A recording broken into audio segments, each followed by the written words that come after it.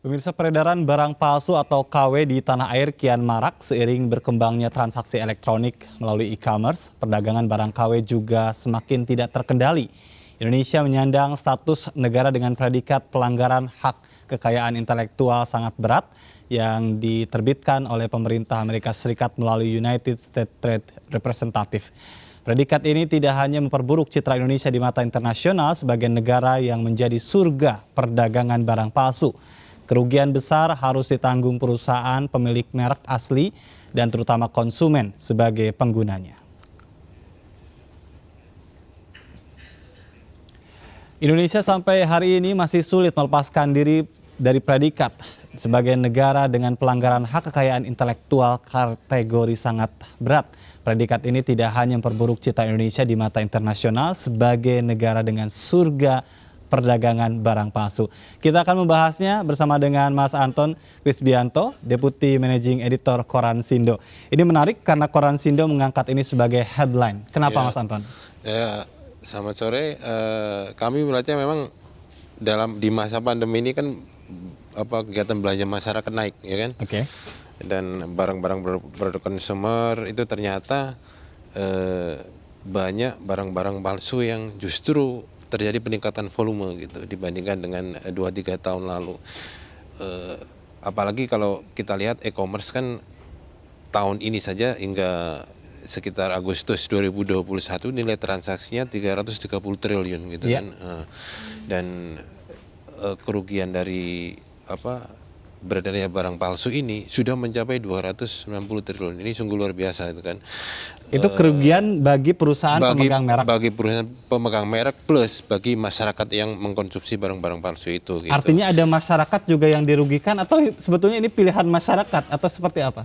Memang kalau dilihat dari bicara mengenai pilihan itu memang pilihan untuk masyarakat yang menginginkan barang dengan harga murah. Tetapi mereka yang menginginkan barang asli tapi kemudian mendapat penawaran dengan harga murah, ternyata barang yang diterimanya ada barang palsu, itu di situ timbul kerugian oleh masyarakat. Apalagi dengan transaksi e-commerce yang hanya bisa terlihat hanya dalam promosinya saja promosi gitu ya? Dan gambar gitu. Umumnya kan seperti itu, masyarakat tidak bisa melihat secara langsung detail produknya. Karena kalau dilihat dari spesifikasinya kan banyak barang-barang yang palsu ya dengan grade-grade-nya, ada grade KW1, KW2 hingga mirror itu yang hampir mirip persis dengan barang aslinya, itu yang sering juga ditawarkan nggak hanya di platform e-commerce tapi di penjualan secara offline seperti di trade center itu banyak sekali yang itu beredar gitu kan. Problemnya kenapa barang-barang palsu ini masuk itu dan tidak ada masalah hukumnya karena mereka masuk melalui prosedur yang resmi dengan melakukan pemberitahuan impor barang kepada Bea dan Cukai gitu. Jadi misalkan tas masuk dari Pelabuhan Tanjung Perak atau Tanjung Priok, mereka membayar bea sesuai dengan ketentuan yang ditetapkan oleh pemerintah gitu. Padahal barangnya itu adalah palsu. Barang yang diduga palsu. Iya, gitu. diduga palsu, tetapi proses masuknya resmi. Seperti tadi disampaikan oleh para pedagang, ini barang impor. Barang impor, ya. betul. Berarti ada permasalahan yang sangat pelik yang sebetulnya harus menjadi sorotan karena produsen dan konsumen sama-sama dirugikan. Iya, nah, kalau untuk bicara mengenai produsen, umumnya barang-barang palsu ini dari merek-merek terkenal.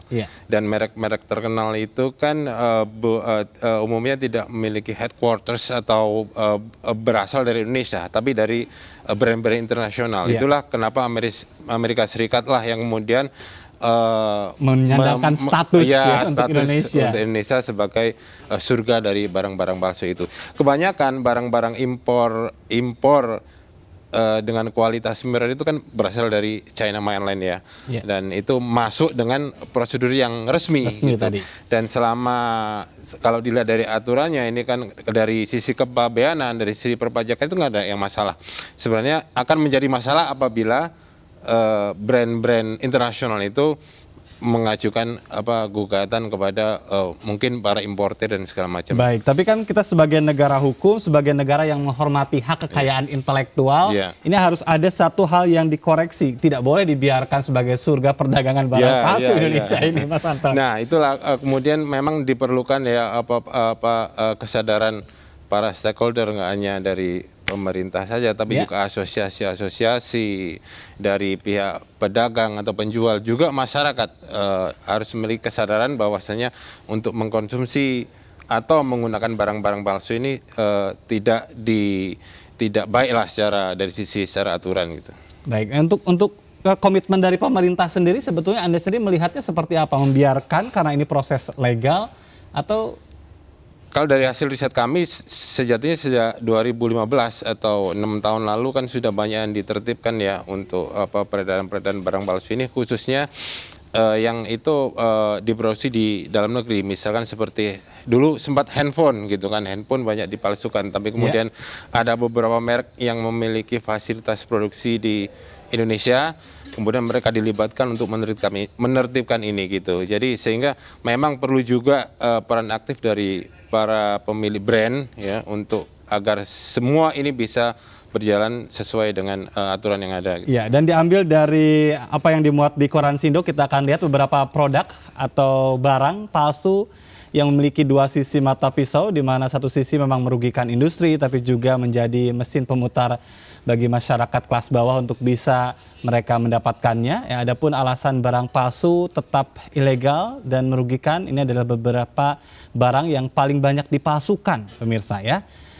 Ada 49,4% pemalsuan barang tinta printer. Kemudian ada 38,9% pakaian, 37,2% barang kulit, kemudian 33,5% ini adalah software, kemudian 12,6% kosmetik, ada 8,5% makanan dan minuman, serta ada 3,8% obat-obatan. Ini beragam sekali ya, dan yang paling banyak ternyata tinta printer ini ya. Ini tapi kalau berbicara juga tadi ya, penegakan hukum sudah dilakukan, atau jangan-jangan ini juga bisa menjadi salah satu sebetulnya habit dari konsumen kita, atau seperti apa Mas Anton?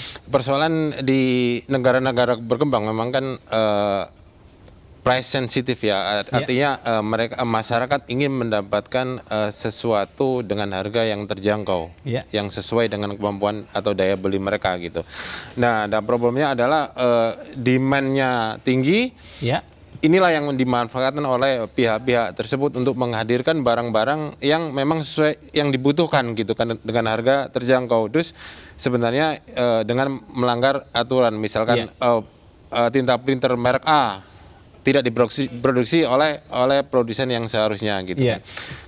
Kalau dilihat juga sebenarnya produk-produk fashion ini yang paling yang volumenya paling besar ya, ada pakaian tadi juga, ada pakaian, ada bahan dari kulit, betul, ya? Ada tas, ada sepatu dan segala macam produk konsumer lainnya, dan itu mungkin para stakeholder juga task force dari pemerintah yang melibatkan Kementerian Perdagangan, Kementerian Perindustrian, Kemenkumham, juga BPOM, karena sekarang ini kan banyak obat-obatan dan bahan makanan juga yang palsu gitu ini kan. Banyak sekali ya. Nah, itu perlu didorong lagi untuk melakukan sistem pengawasan yang komprehensif. Baik, dan ini berbicara tentang kerugian, ini juga ada data yang juga dimunculkan oleh Koran Sindo, peredaran barang palsu yang melanggar HAKI diakui merupakan sebuah fakta yang tidak bisa kita nafikan, dan pemerintah sendiri sebetulnya sudah membuat sebuah regulasi, namun tentu masih banyak ya. Kita dapatkan ada banyak barang-barang palsu yang dijual, dan kerugian akibat produk barang palsu di Indonesia ini tahun 2015 ini 4,41, kemudian 2010 43 triliun, kemudian untuk tahun 2000 ini terakhir ada 291 triliun ya. Ini dari statistika.com. Ini luar biasa kerugiannya ya. Itu kerugian, apakah ada yang diuntungkan?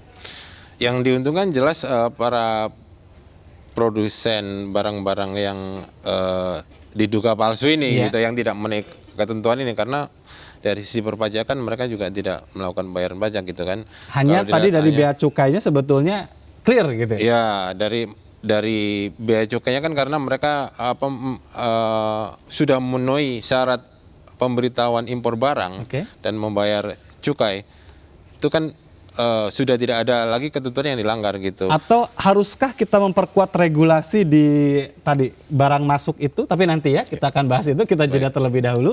Pemirsa jangan kemana-mana, kita akan segera kembali, tetaplah bersama kami di MNC News.